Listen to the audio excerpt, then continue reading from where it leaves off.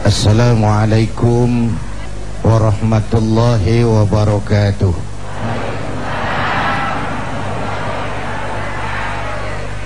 Para ulama yang saya muliakan, Pak Master dari PBNU yang saya hormati, bapak-bapak, ibu-ibu, segenap pemirsa TV One di seluruh tanah air yang saya cintai. Kita Fatihah dulu ya, khusus buat Almarhumlah Kiai Haji Abdurrahman Wahid. Mudah-mudahan beliau diterima segala kebaikannya, diampuni segala dosa dan kesalahannya, dan kita dapat meneruskan kebaikan-kebaikan beliau. Ala hadhihi niyyah wa ila hadratin Nabi. Al-Fatihah. Bapak, Ibu, dan pemirsa TV One yang saya hormati, banyak kebaikan-kebaikan, jasa dan perjuangan yang telah diwariskan oleh guru bangsa Gus Dur kepada kita semua. Mulai dari berjuang menegakkan demokrasi sampai kepada menerjemahkan apa yang jadi tema pengajian kita kali ini, Islam sebagai rahmatan lil alamin. Dalam berjuang menegakkan demokrasi, beliau bersama teman-teman membangun Fordem, Forum Demokrasi, sebuah lembaga bukan hanya harus kita lihat dari ide yang diusungnya, tetapi juga situasi pada saat itu dibangun.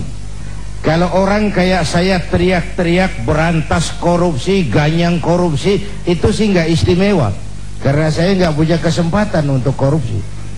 Kalau sekarang orang teriak-teriak demokrasi, memang iklimnya sudah menunjang.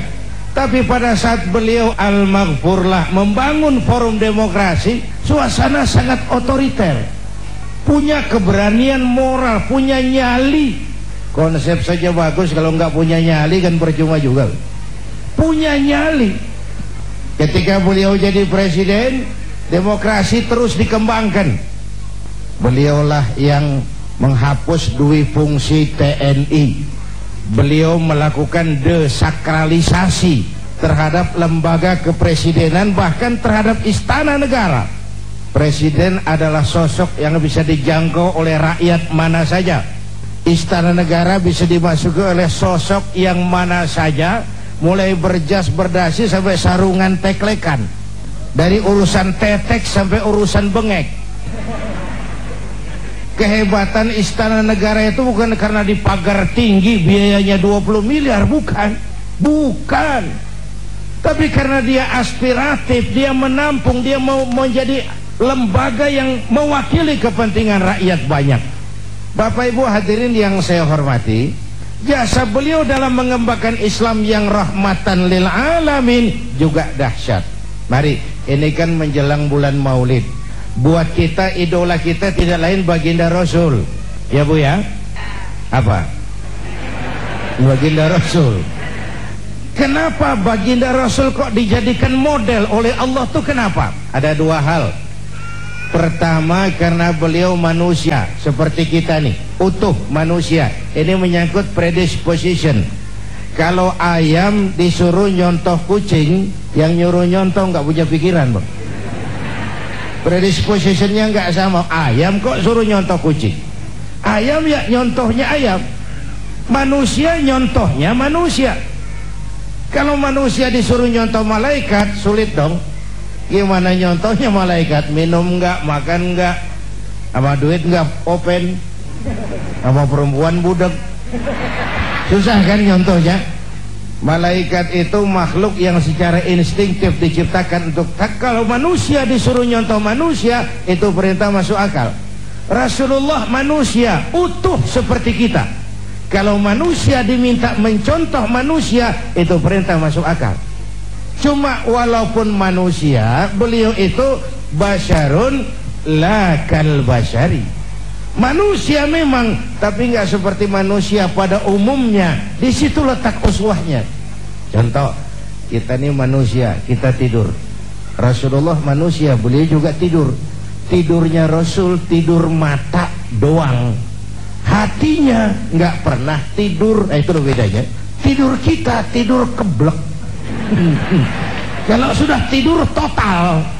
Rasul tidur mata, hatinya nggak pernah tidur.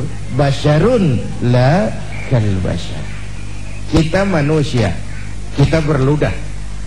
Rasul manusia, beliau juga berludah. Ludah Rasul obat. Ludah Rasul.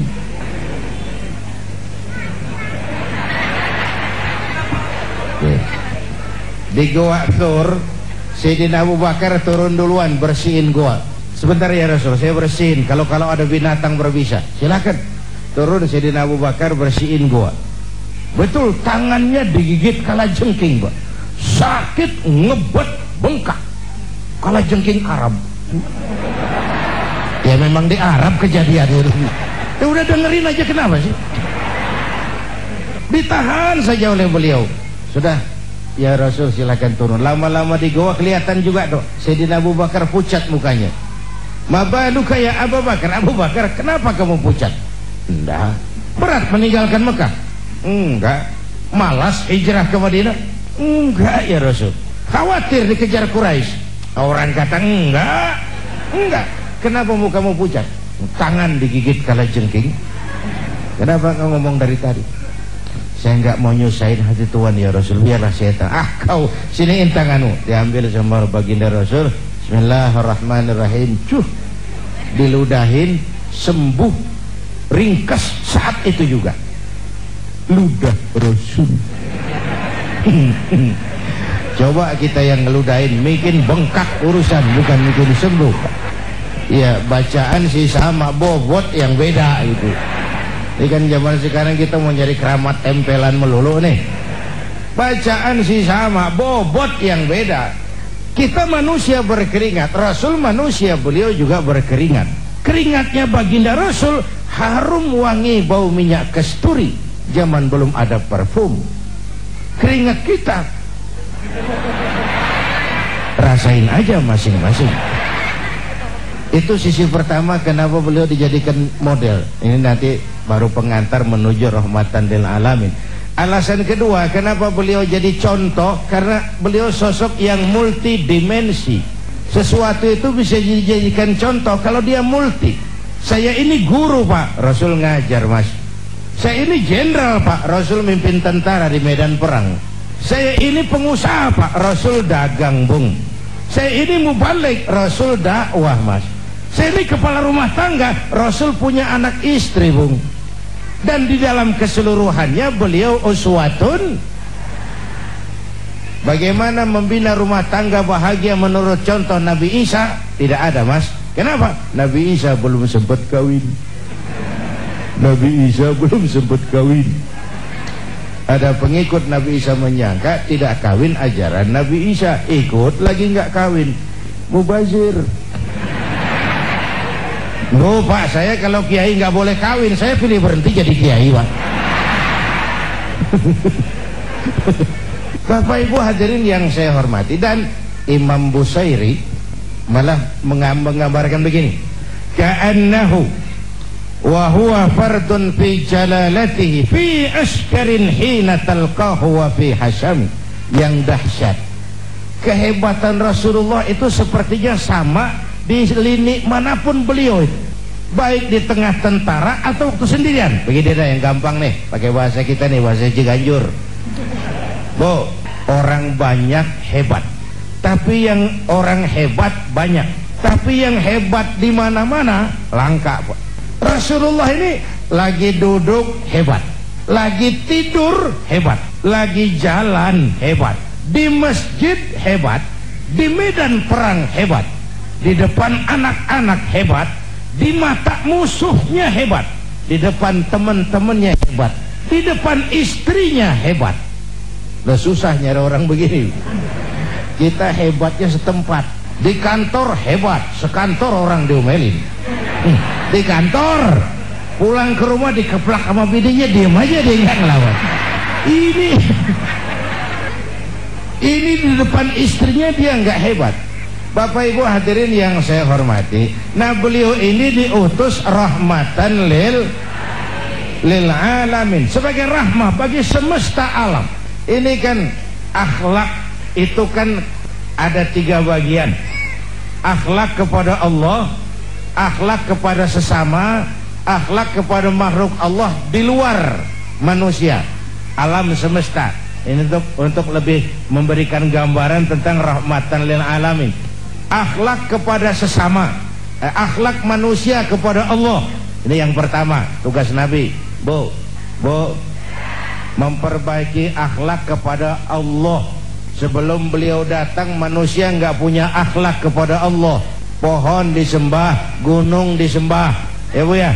Bu, sekarang juga nih zaman kita akhlak kepada Allah sering lentur dan luntur, lentur dan luntur. Akhlak kepada Allah mulai goyah. Apalagi sekarang nih istilahnya abad entertain. Kiai sama dukun tipis bedanya sekarang. Bener-bener. Bu, akhlak kepada Allah mulai bergeser. Ketika miskin kita hamba Allah, setelah kaya kita pindah jadi hamba harta. Ya Bu ya. Hamba Allah itu kalau keluar dari pengakuan Allah itu mahal. Tapi kalau keluar dari mulut kita itu murah. Kenapa murah? Ngaku. Orang ngaku boleh-boleh saja toh. Saya hamba Allah. Kata siapa? Kata saya. Apa Allah mengakui saya sebagai hambanya? Itu yang saya belum tahu. Bu, Ibu kenal sama Presiden SBY? Presiden SBY kenal sama Ibu? Ngaku loh. Ngaku. Orang ngaku sih boleh-boleh saja, cuma diakui apa tidak itu soal lain. Bapak, Ibu dan segenap pemirsa TV One di seluruh tanah air, mohon maaf Pak Wali Kota Depok, agak kehalingan tadi, jadi nggak kelihatan. Bapak Ibu hadirin yang saya hormati, saya bersyukur lahir di Indonesia. Saya bangga jadi anak Indonesia, menuju Islam rahmatan lil alamin, dengan tetap menjaga keindonesiaan kita. Bukan karena saya ditatar untuk itu, bukan. Pertama karena perjalanan dakwah saya ke seluruh pelosok Nusantara, saya saksikan wajah Indonesia dari desa ke desa. Yang kedua, Allah kasih kesempatan saya melihat berbagai negeri lain di dunia ini. Makin banyak negeri saya lihat, saya kok makin bersyukur lahir di Indonesia, jadi anak Indonesia. Bu, sedikit wawasan kebangsaan dulu dah sebelum menuju rahmah. Indonesia kita ini besar nggak? 17.000 pulau. Itu belum termasuk Pulau Gadung dan Pulau Gebang. Tambah 2 kalau itu masuk. Masya Allah. Untayan zamrud katulistiwa, hijau ranau subur makmur, gemah ripah loh jenawi toto tentrem kertora harjo. Besar. Buminya subur. Di atas perut bumi Indonesia segala tanaman hidup. Di bawah perut buminya ada gas, ya Bu, ada minyak, ada lumpur, ada batu bara. Lautnya kaya, hutannya kaya. Bu, ini titipan Allah kepada kita, orang Indonesia, rakyat Indonesia. Kekayaan negeri ini dikuasai oleh negara, itu sudah betul, tapi harus digunakan bagi sebesar-besar kemakmuran rakyat. Itu amanat pasal 33. Itulah sebabnya kita perlu membangun kebersamaan. Bu, kita ini sudah diajarkan oleh masjid bagaimana menata masyarakat yang baik, memelihara kemajmukan. Coba masyarakat masjid. Pertama, siapapun masuk masjid copot sendal, buka sepatu. Benar itu? Kan ini masyarakat yang mau kita bangun. Jangan ada warga negara kelas 1 di republik ini. Lurah masuk masjid buka sepatu rah. Camat masuk masjid buka sepatu. Itu Pak tuh yang ngomong tuh. Enggak, mat. Tapi yang penting kemajemukan. Kalau sudah masuk ke masjid, sholat berjamaah, nggak pernah kita usil dari mana orang datang. Yang penting kemana dia menghadap. Inilah komitmen keindonesiaan. Coba masyarakat masjid, lo dari mana? Dari kidul mang, madep ngulon. Lo dari mana? Dari wetan, madep ngulon. Lo dari mana? Dari kulon, madep ngulon juga lo. Kita ini bineka, tapi tunggal. Kita ini beragam, tapi oleh Islam memperkuat semangat nasionalisme ketika Rasul mengajarkan hubbul watan minal, cinta tanah air bagian dari iman. Lah tanah air kita bukan Arab Saudi, bukan Palestina, bukan Aljazair. Tanah air kita Indonesia. Mencintai Indonesia bagian daripada iman. Saya belum pernah melihat suatu agama mengajarkan begini luhur. Cinta tanah air bagian daripada iman. Bagaimana agama mendorong mengentalnya semangat nasionalisme. Bapak Ibu hadirin yang saya hormati, oleh karena itu Islam harus kita terjemahkan dalam skala yang rahmatan lil, mulai sesama makhluk manusia, baik kepada makhluk Allah di luar manusia. Sekarang ini kan alam kurang ramah dengan kita karena kita juga tidak ramah kepada alam. Bu, yang gampang dan nih, ya pakai bahasa Ciganjur, bu.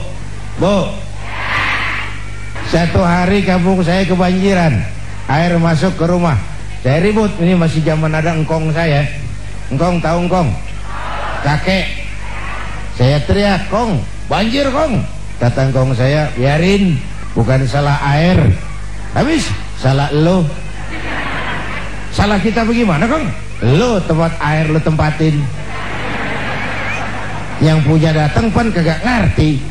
Tempat gua di sini kenapa ada lo? Bu, engkong saya nggak makan bangku sekolahan, tapi wise, berpikir pada tatanan keseimbangan. Air kan bukan musuh, air pan teman kan kudu punya tempat. Nah kalau tempatnya kagak punya, apa dia nggak ngayap masuk ke rumah kita? Air kasih tempat.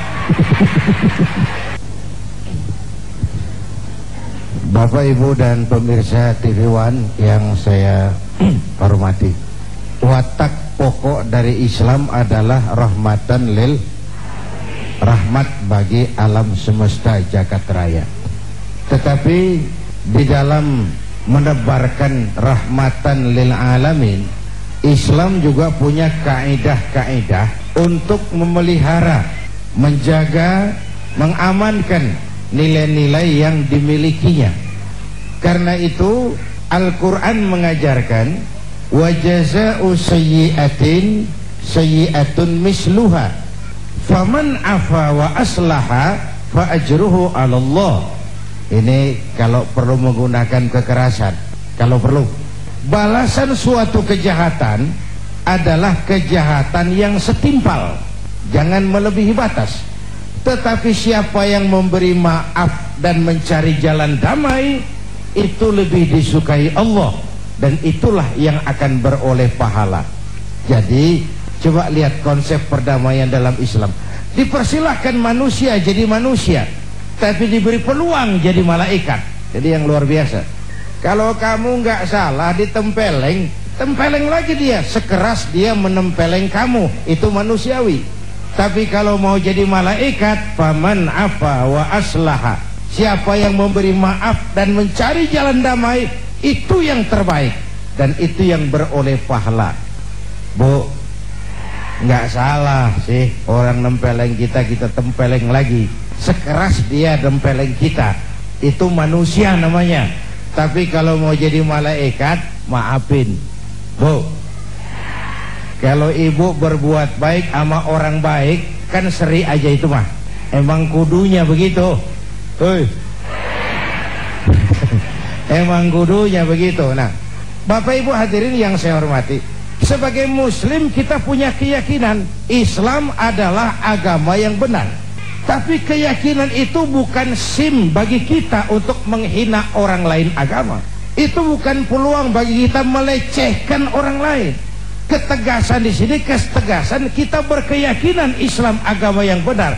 Tidak serta-merta lalu kita melecehkan yang lain, menganggap yang lain tidak benar, mencaci maki dan menghujat yang lain. Karena kita sendiri pun kalau agama kita dihujat orang, jengkel nggak? Jengkel nggak? Sama dong. Ya, yang kita nggak suka terjadi pada diri kita, orang lain gitu juga.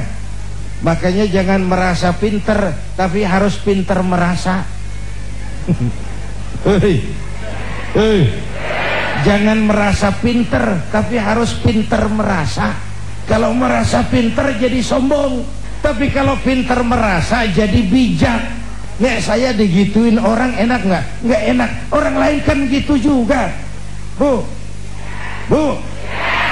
Jadi saya kira itu ya, dibiarkan manusia jadi manusia, balas kejahatan dengan kejahatan yang setimpal, itu manusiawi. Tapi kalau mau jadi malaikat, faman afa wa aslaha, siapa yang memberi maaf dan mencari jalan damai, itu yang terbaik. Dengan kata lain, musuh sih jangan dicari, tapi kalau ketemu sih jangan lari. Ya. Baik.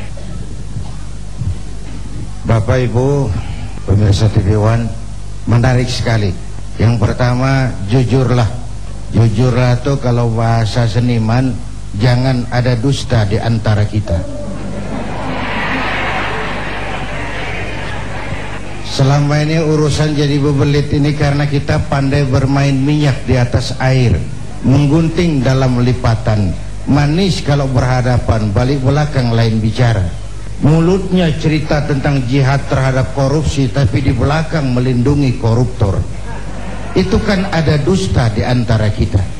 Sederhana pesan Gus Dur, jujur.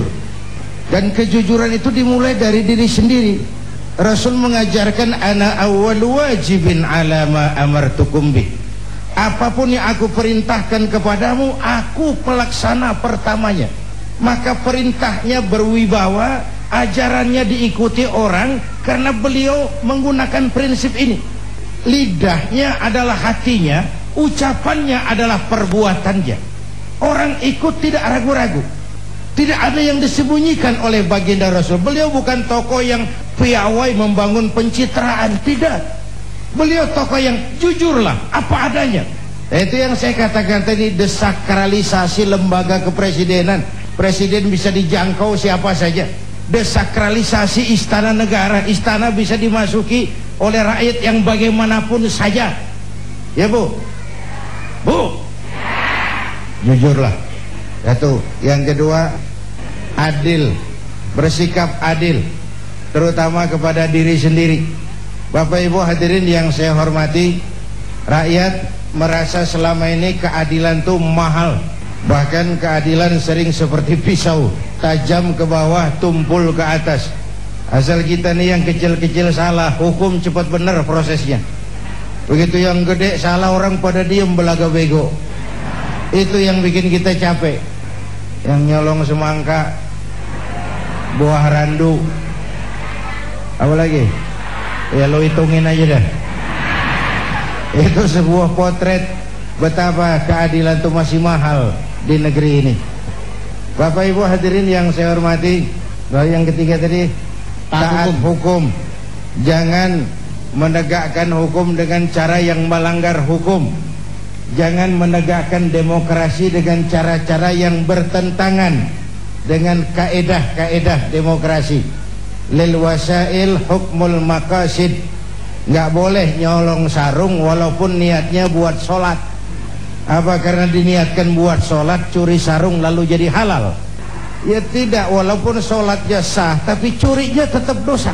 Sah karena fikih tidak pernah mempersoalkan sarungnya dari mana. Lil wasail hukmul maqasid, tujuan dan cara hukumnya sama. Tujuan yang baik harus dicapai dengan cara yang baik. Ya kita berharap mudah-mudahan 100 hari ini kan masa pemerintah kan sudah banyak yang bisa dikerjakan ya Bu ya. Kita rakyat tahu kan, mobil menteri udah bagus, alhamdulillah.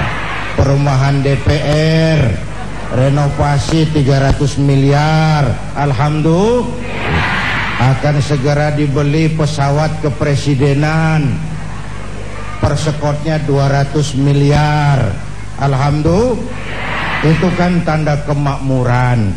Soal buat siapa, wallahu a'lam.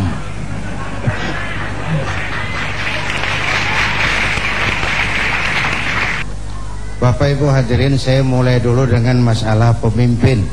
Buat kita yang suka ngaji fikih udah ngajarin sebenarnya ya. Kalau cari imam tuh syarat pertamanya a'lamuhum. Orang yang paling alim di kampungmu siapa? Pilih jadi imam. Yang paling alim, bukan yang paling tua, paling alim. Artinya apa dalam konteks berbangsa? Yang paling tahu urusan, lalu bisa cari jalan keluarnya. Kalau ada dua orang alimnya sama, yang mana yang dipilih? Afsahuhum, yang lebih fasih lidahnya. Yang satu alim pelok, yang satu alim nggak pelo. Yang nggak pelo jadi imam, sebab nggak sah orang fasih bermakmum kepada imam pelo. Pak, ini imam pelo, makmum pelo semua, sah, namanya kampung pelo, biarin, nggak apa-apa. Yang fasih itu dalam konteks berbangsa itu apa? Yang nyambung sama rakyatnya. Enak kalau punya imam nyambung sama makmum, ngikutnya ikhlas gitu. Rukuknya enak, sujudnya enak. Kenapa? Imam tahu benar keadaan makmum. Fasih itu nyambung, Bu.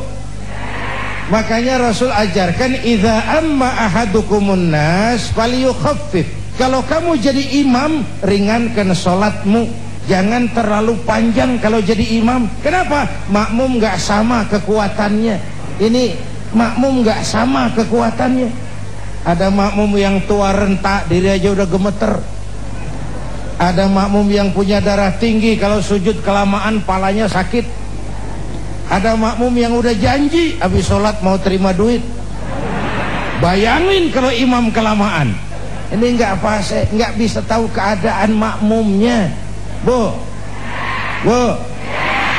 tahu persis keadaan rakyatnya.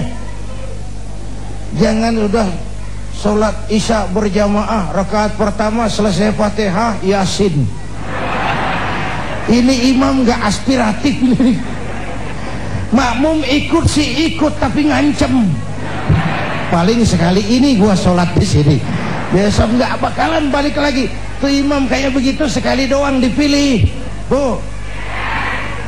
Kalau fasihnya sama, yang mana yang diangkat, yang dipilih? Aktaruhum sinnan, senioritas. Kalau lahirnya bareng, awaluhum hijratan. Ini dalam konteks yang lebih nasionalis, yang lebih Indonesia. Awaluhum hijratan, yang lebih dulu tinggal di situ. Ini kan dalam konteks pemahaman yang lebih berjiwa nasionalis, yang zahir batinnya Indonesia, bukan cuma orang Indonesia tapi ngagumi negeri lain. Awaluhum hijratan, yang lebih nasionalis. Loh, kalau bahasa saya kan sederhana, jangankan yang makro, yang mikro aja. Kita mau bersaing dagang sama Cina, urusan kecil-kecilan aja kita udah kalah kok. Makanan ringan tuh, pizza, hamburger, McDonald, Kentucky, udah nyampe ke latar rumah kita. Ya, ongol-ongol.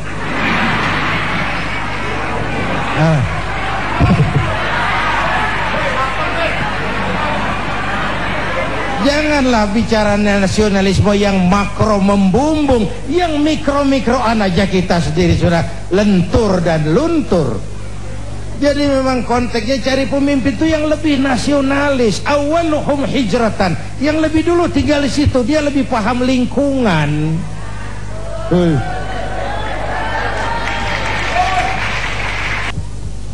Bapak, Ibu, dan pemirsa TV One di seluruh tanah air yang saya cintai, dari perbincangan kita hari ini, pertama bahwa kita mempunyai misi yang penting dalam hidup ini untuk mewujudkan Islam dalam wajah yang rahmatan lil alamin, sesuai dengan bidang dan kemampuan kita masing-masing.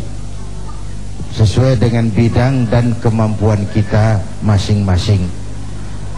Oleh karena itu, mari kita mulai dari diri kita sendiri, mengembangkan akhlak yang baik, akhlak kepada Allah, akhlak kepada sesama manusia, dan akhlak kepada makhluk Allah yang lain di luar manusia. Akhlak kepada hutan, kepada pohon, akhlak kepada binatang, akhlak kepada air, akhlak kepada gunung, dan seterusnya, sebagai bagian dari pengembangan sikap rahmatan lil alamin.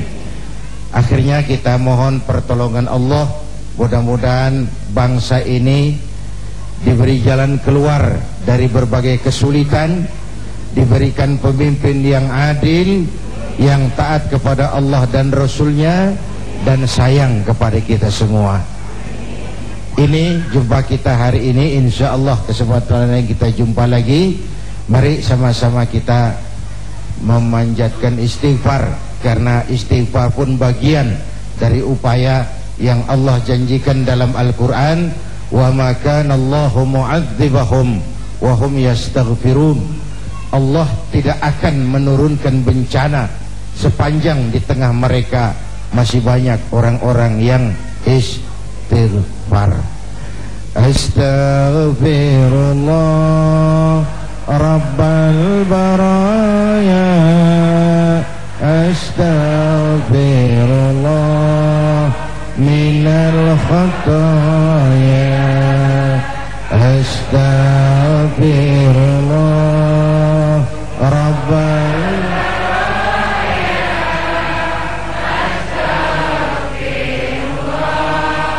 minal khataya.